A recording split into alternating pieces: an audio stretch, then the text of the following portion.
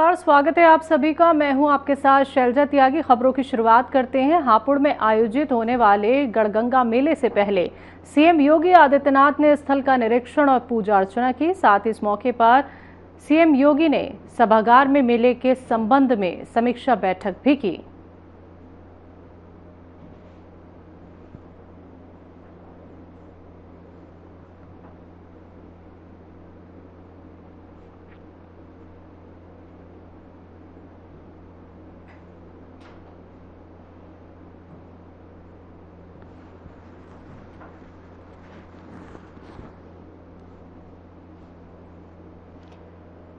तो आपको बता दें कि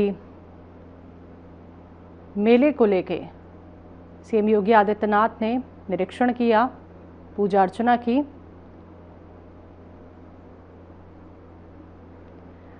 उत्तर प्रदेश के सीएम योगी आदित्यनाथ ने केंद्रीय गृह एवं सहकारिता मंत्री अमित शाह से मुलाकात की। सीएम योगी ने एक्स पर मुलाकात की तस्वीरें साझा की। सीएम योगी ने गृह मंत्री अमित शाह को भगवान गणेश की प्रतिमा भी भेंट की।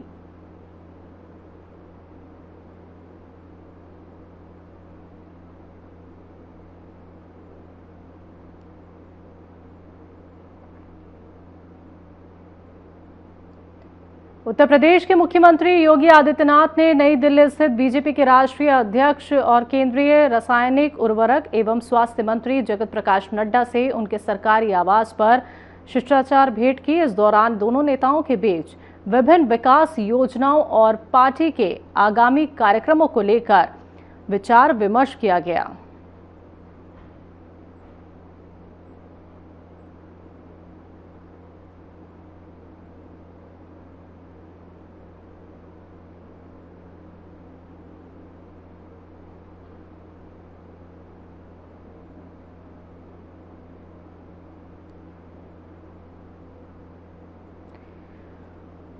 मलेशिया में आसियान भारत शिखर सम्मेलन के दौरान पीएम मोदी ने उद्घाटन भाषण दिया। Narendra Modi, who is a friend of ASEAN and me personally, and I think thank you very much. Welcome to this ASEAN meeting, and we have had a series of meetings today, and ASEAN-India dialogue relations for us remain a force for stability, for mutual prosperity, and with your strides in economic advancement in various fields, I'm sure you will be beneficial both to India and ASEAN. It is my honor, therefore, to invite my respected Prime Minister, Perdana Menteri of India, Narendra Modi, to deliver his opening remarks. Please. Your Excellency, प्रधानमंत्री और मेरे मित्र अनवर इब्राहिम जी, Your Majesty, Excellencies, नमस्कार। आपने ASEAN परिवार के साथ फिर एक बार मुझे जुड़ने का अवसर मिला है। मुझे बहुत खुशी हो रही है। आसियान की सफल अध्यक्षता के लिए मैं प्रधानमंत्री अनवर इब्राहिम को हार्दिक बधाई देता हूं। भारत के कंट्री कोऑर्डिनेटर की भूमिका कुशलता से निभाने पर फिलीपींस के राष्ट्रपति मार्कोस का धन्यवाद करता हूं और आसियान के नए सदस्य के रूप में तिमोर लेस्ते का स्वागत करता हूं। थाईलैंड की क्वीन मदर के देहांत पर मैं सभी भारतवासियों की ओर से थाईलैंड के राज परिवार और जनता के प्रति अपनी गहरी संवेदना व्यक्त करता हूं। फ्रेंड्स, भारत और आसियान मिलकर विश्व की लगभग 1/4 जनसंख्या को रिप्रेजेंट करते हैं। हम सिर्फ ज्योग्राफी ही शेयर नहीं करते, हम गहरे ऐतिहासिक संबंधों और साझे मूल्यों की डोर से भी जुड़े हुए हैं। हम ग्लोबल साउथ के सहयात्री हैं। हम केवल व्यापारिक नहीं, सांस्कृतिक साझेदार भी हैं। आसियान भारत की एक्ट ईस्ट पॉलिसी का मुख्य स्तंभ है। भारत सदैव आसियान सेंट्रलिटी और इंडो पैसिफिक पर आसियान के आउटलुक का पूर्ण समर्थन करता रहा है। अनिश्चितताओं के इस दौर में भी Bharat ASEAN comprehensive strategic partnership में सतत प्रगति हुई है और हमारी ये मजबूत साझेदारी वैश्विक स्थिरता और विकास का सशक्त आधार बनकर उभर रही है। फ्रेंड्स, इस वर्ष की आसियान समिट की थीम है इंक्लूसिविटी एंड सस्टेनेबिलिटी और ये थीम हमारे साझा प्रयासों में स्पष्ट दिखती है। चाहे वो डिजिटल इंक्लूजन हो या फिर मौजूदा वैश्विक चुनौतियों के बीच फूड सिक्योरिटी और रिजिलियंट सप्लाई चेन सुनिश्चित करना। भारत इन प्राथमिकताओं का पूर्ण समर्थन करता है और इस दिशा में साथ आगे बढ़ने के लिए प्रतिबद्ध है। फ्रेंड्स, भारत हर आपदा में अपने आसियान मित्रों के साथ मजबूती से खड़ा रहा है। HADR, समुद्री सुरक्षा और ब्लू इकोनॉमी में हमारा सहयोग तेजी से बढ़ रहा है। इसको देखते हुए हम 2026 को ASEAN India year of maritime cooperation घोषित कर रहे हैं। साथ ही हम education, tourism, science and technology, health, green energy और साइबर सिक्योरिटी में आपसी सहयोग को भी मजबूती से आगे बढ़ा रहे हैं। अपनी साझा सांस्कृतिक विरासत को संजोने और पीपल टू पीपल संबंधों को मजबूत करने के लिए हम साथ मिलकर काम करते रहेंगे। फ्रेंड्स, 21वीं सदी हमारी सदी है, भारत और आसियान की सदी है। मुझे विश्वास है कि आसियान कम्युनिटी विजन 2045 और विकसित भारत 2047 का लक्ष्य पूरी मानवता के लिए एक उज्जवल भविष्य का निर्माण करेगा। आप सभी के साथ भारत कंधे से कंधा मिलाकर इस दिशा में काम करने के लिए प्रतिबद्ध है। बहुत बहुत धन्यवाद।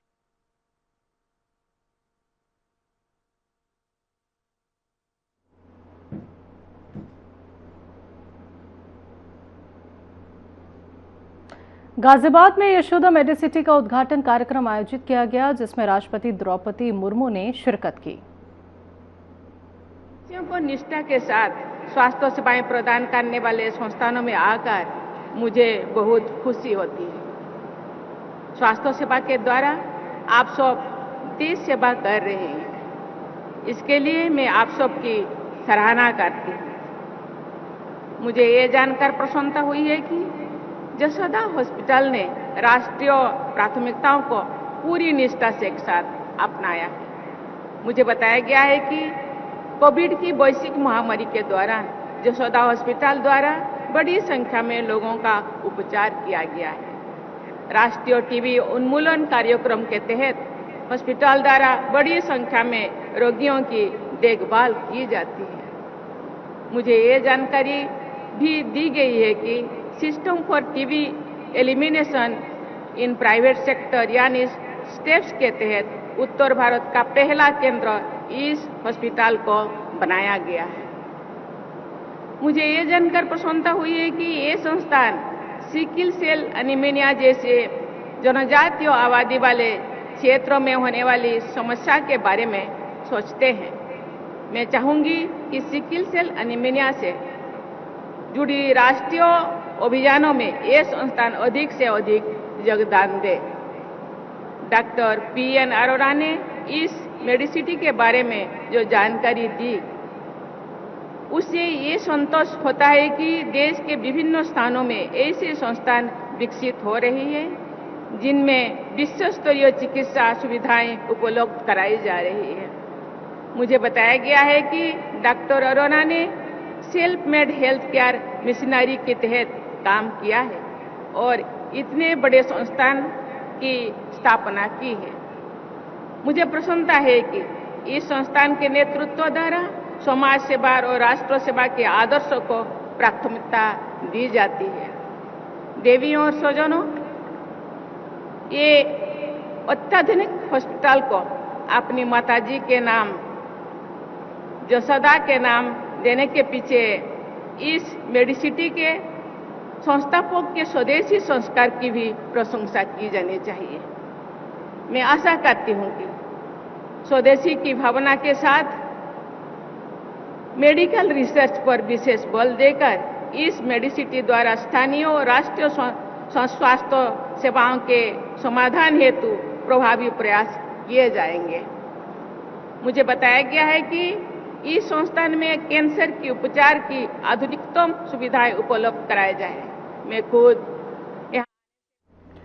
तो वहीं यशोदा मेडिसिटी के उद्घाटन समारोह में रक्षा मंत्री राजनाथ सिंह ने भी शिरकत की। गौरव और सम्मान का क्षण है कि आज यशोदा मेडिसिटी के उद्घाटन के अवसर पर माननीय राष्ट्रपति महोदया हम सबके बीच उपस्थित हैं। यहां आपकी गरिमामयी उपस्थिति अपने आप में हम सब के लिए एक इंस्पिरेशन है। साथियों, यशोदा मेडिसिटी के लिए यह बड़े गौरव की बात है कि इसे दक्षिण एशिया के लिए रोबोटिक सर्जरी प्रशिक्षण केंद्र के रूप में मान्यता मिली है। आपकी यह उपलब्धि निश्चित रूप से मेडिकल ट्रेनिंग और टेक्नोलॉजिकल रिसर्च को एक नई दिशा देगी, ऐसा मेरा विश्वास है। मैं इस अवसर पर डॉक्टर पीएन अरोड़ा और श्रीमती उपासना अरोड़ा को और यशोदा मेडिसिटी से जुड़े हुए हर कर्मचारी को, हर चिकित्सक को अपनी हार्दिक बधाई देता हूं। साथियों, हम सब जब भी किसी बड़े और सफल इंसान की कहानी सुनाते हैं तो उसमें एक चीज सामान्य होती है। आप चाहे किसी की भी सफलता की कहानी पढ़ लीजिए, आपको यही देखने को मिलेगा कि हर बड़ी यात्रा की शुरुआत किसी न किसी व्यक्तिगत पीड़ा या अनुभव से होती है। डॉक्टर पीएन अरोड़ा की इंस्पिरेशन भी एक ऐसे ही व्यक्तिगत पीड़ा से निकली है। जब उन्होंने अपनी माता को कैंसर जैसी गंभीर बीमारी से संघर्ष करते हुए देखा, तब उन्होंने अनुभव किया कि मेडिकेशन जो है वह सिर्फ दवाइयों और मशीनों का केवल सिस्टम भर नहीं है, बल्कि यह सिंपैथी, कंपैशन और डेडिकेशन का मिक्सचर है। उनके इसी अनुभव ने यशोदा समूह को जन्म दिया। आज उनके इसी विजन का परिणाम है कि यशोदा मेडिसिटी अस्पताल के साथ साथ समाज की मार्जिनलाइज कम्युनिटीज के लिए भी ट्रस्ट का प्रतीक बनकर उभरी है। साथियों, मैं समझता हूं कोई भी व्यक्ति, संस्था या सरकार अल्टीमेट। गाजियाबाद में यशोदा मेडिसिटी के उद्घाटन के मौके पर सीएम योगी आदित्यनाथ ने क्या कुछ कहा, आइए आपको सुनवाते हैं। यशोदा मेडिसिटी के आज के इस लोकार्पण कार्यक्रम में मुख्य अतिथि के रूप में उपस्थित देश के माननीय राष्ट्रपति आदरणीय श्रीमती द्रौपदी मुर्मू जी,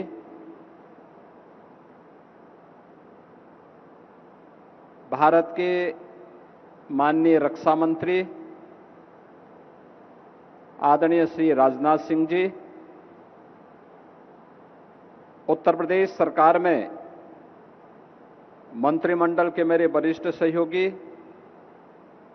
उप मुख्यमंत्री श्री ब्रजेश पाठक जी, केंद्रीय स्वास्थ्य एवं परिवार कल्याण राज्य मंत्री श्रीमती अनुप्रिया पटेल जी, यशोदा मेडिसिटी के अध्यक्ष एवं प्रबंध निदेशक डॉक्टर पीएन अरोड़ा जी, डॉक्टर उपासना अरोड़ा जी,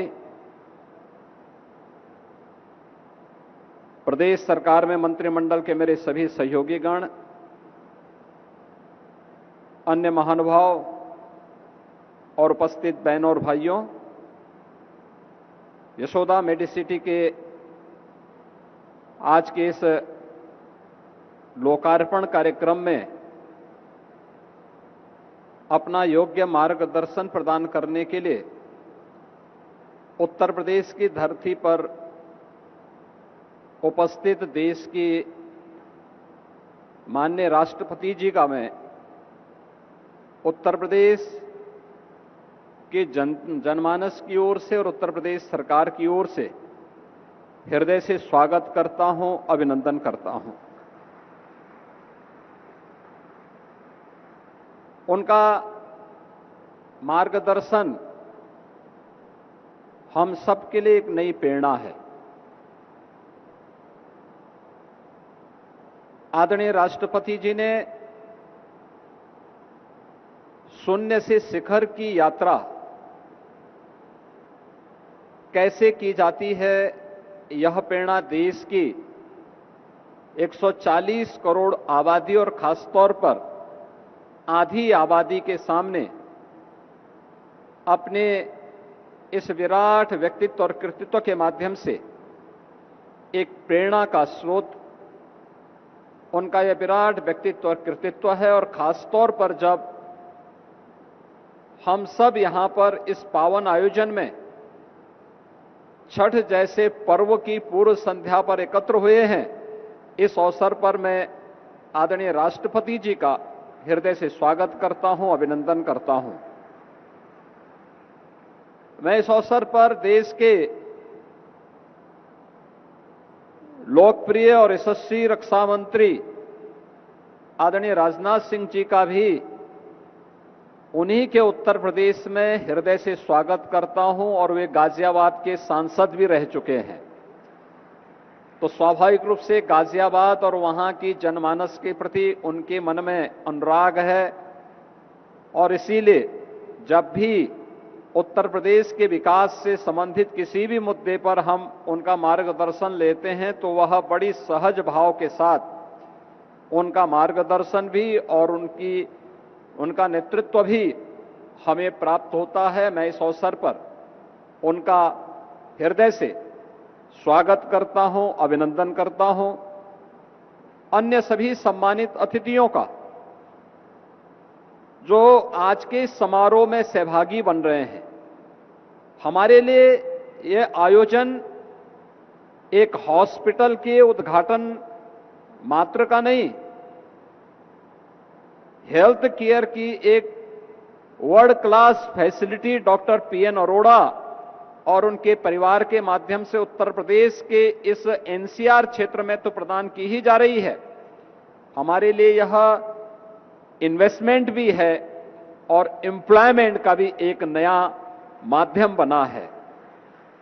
मुझे याद है जब उत्तर प्रदेश में 2022 में हम लोगों ने अपना 3rd ग्राउंड ब्रेकिंग सेरेमनी आयोजित किया था और आदरणीय प्रधानमंत्री जी का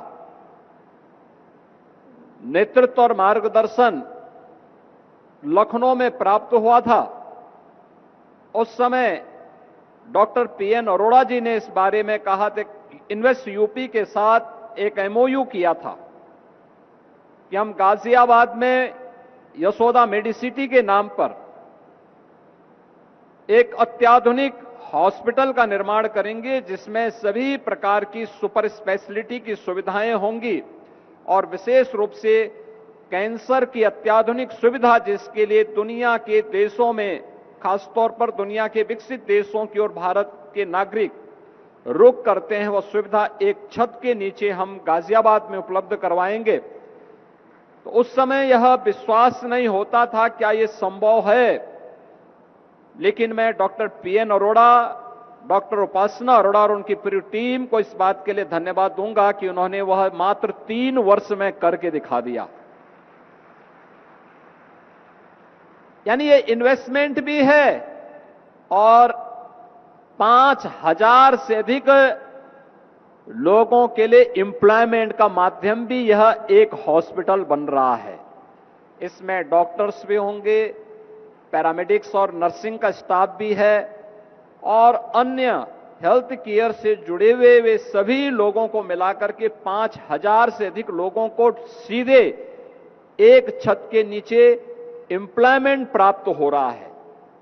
यह सचमुच एक प्रधानमंत्री मोदी जी के नेतृत्व में नए भारत के अंदर भारत के युवाओं को उन्हीं के क्षेत्र में एम्प्लॉयमेंट प्राप्त हो सके, यह उस दिशा में किए जाने वाले प्रयास का एक हिस्सा है।